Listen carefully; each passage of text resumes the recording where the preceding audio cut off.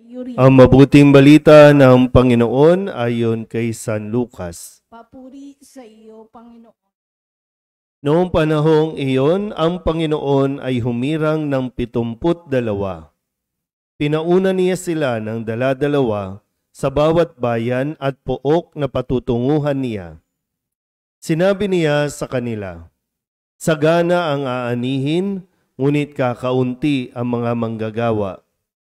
Idalangin ninyo sa may-ari na magpadala siya ng mga manggagawa sa kanyang bukirin. Umayo kayo, sinusugo ko kayong parang mga kordero sa gitna ng mga asong gubat. Huwag kayong magdala ng lukbutan, supot o panyapak. Huwag na kayong titigil sa daan upang makipagbatian kanino man. Pagpasok ninyo sa alinmang bahay, sabihin muna ninyo, maghari nawa ang kapayapaan sa bahay na ito. Kung maibigin sa kapayapaan ang nakatira roon, sa kanila ang kapayapaan. Ngunit kung hindi, hindi sila magkakamit nito. Manatili kayo sa bahay na inyong tinutuluyan. Kanin ninyo at inumin ang anumang idulot nila sa inyo. Sapagkat ang manggagawa ay may karapatang tumanggap ng kanyang upa. Huwag kayong mapapalipat-lipat ng bahay. Kapag tinanggap kayo sa alinmang bayan, kanin ninyo ang anumang ihain sa inyo.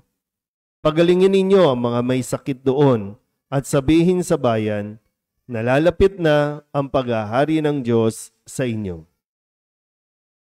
Ang mabuting balita ng Panginoon. Pinupuri ka namin, Panginoong Hesukristo. Isang magandang gabi po sa inyong lahat. Ngayon po ay Miyerkules at atin pong ipinagdiriwang ang kapistahan ni San Lucas, isa sa 4 na manunulat ng mabuting balita. Ano-ano nga po yung mga mabuting balita? Yung Ebanghelyo, una. Ano yung Gospel, Ebanghelyo? Anong aklat? Ano yung una? Ha? Yung 4 na Gospel. Una. Uy. Ano yung una? Pwede ba pag siya, ang mabuting balita ayon kay San Lucas, Mateo, San Juan, Mateo, Marcos. Di ba? Mateo. Susunod. Lucas, Marcos, at Juan.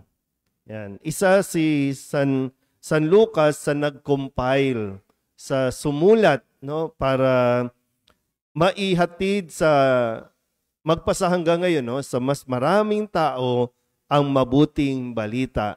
Pag sinabing mabuting balita, ito ay patungkol kay Kristo, tungkol sa kaligtasan na ibinigay ng Diyos sa pamamagitan ni Kristo.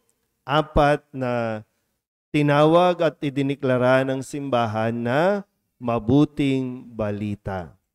At sa unang pagbasa, narinig natin na ang pangalan ni Lucas, kasi dito po, no, si San Pablo ay nasa Roma, nakakulong, at siya po ay sumulat.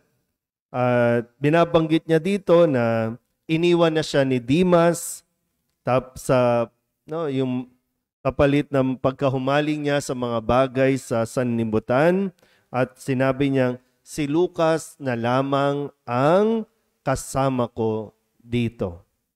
Si Lucas o si San Lucas, siya po ay physician o doktor nung panahon niya. At isang convert, no, dahil sa pagpapahayag marahil, no, nakakapakinig siya sa mga salita na ipinahayag din ni San Pablo. So hindi siya talaga yung kabilang sa 12. Hindi ko alam kung kabilang siya sa 72, pero baka, no, sa tulong ng 72, narinig din niya. At sa tulong ni San Pablo, mas naging malinaw sa kanya kung sino si Kristo, kung ano at kung saan ito napunta o pumupunta, kung kaya't na i-compile ni San Lucas yung parabang kompletong talambuhay ng kaligtasan natin. Mula sa pag-aanunsyo hanggang sa pagkabuhay, na ilathala o na isulat ni San Lucas ang mabuting balita. Malinaw po ba? Yan. Pero siyempre, ang hamon nga sa atin ay kailangan magpatuloy ang misyon na ito. So mayroon tayong gabay sa tulong ng mga sinulat ni San Lucas. Ito ngayon yung mga ikinikwento natin. Sa panahon kasi ngayon, di ko alam, no? Pero matanong ko nga kayo, kailan kayo huling nagsulat?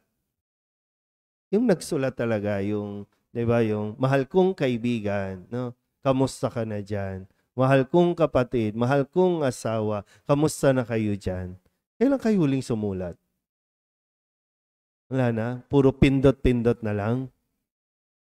Diba? Parang isang bagay yan na nakakalungkot, no? Kasi dati talagang iniipon nyo pa yung mga love letter, yung mga greeting cards, yung mga binibigay ng mga manliligaw sa inyong, ano tawag dyan? Valentine's card, di ba? Talagang sinusulat. Ngayon kasi, nawawala yun eh. Dahil nga puro, iti-text na lang kita. Kaya yung iba, napasagot dahil sa text. Hindi dahil doon sa nilalaman ng sulat. Kasi di ba, no? Pag dinadama mo at binabasa mo ng talagang taimtim yung sulat, eh talagang mapapaibig ka. No? At ito yung karanasan natin dahil sa pagsusulat ni San Lucas. Nakilala natin ang tunay na nagmamahal sa atin at naanyayahan din tayo na magmahal sa nagmamahal sa atin. Kaya ituloy nawa natin at huwag maputol itong misyon na ibinigay ni Kristo sa 72 at sa mga alagad at patuloy pang nag-aanyaya ng iba pang mga manggagawa para magpahayag ng mabuting balita, maghatid ng kapayapaan at magpagaling ng mga pinahihirapan ng sakit o pinahihirapan ng demonyo. Kaya nawa magkaroon tayo ulit ng inspirasyon para sumulat, kung hindi man para gumawa ng mga post sa inyong mga social media ng patungkol kay Kristo. Amen?